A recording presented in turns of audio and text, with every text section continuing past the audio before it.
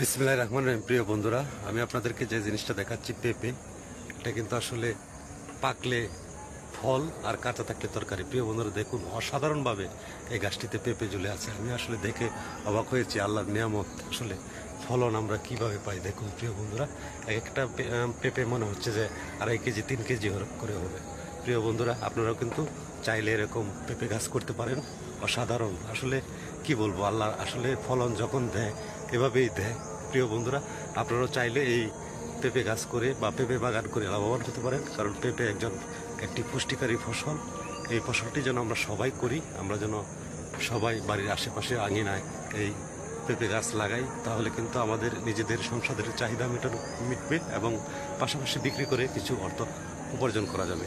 যে যেখান থেকে ভিডিওটি দেখছেন, যদি ভালো লাগে অবশ্যই সকলকে দেখার সুযোগ করে দেবেন। ধন্যবাদ সকলকে। আসসালামু আলাইকুম ওয়া রাহমাতুল্লাহি ওয়া বারাকাতুহু।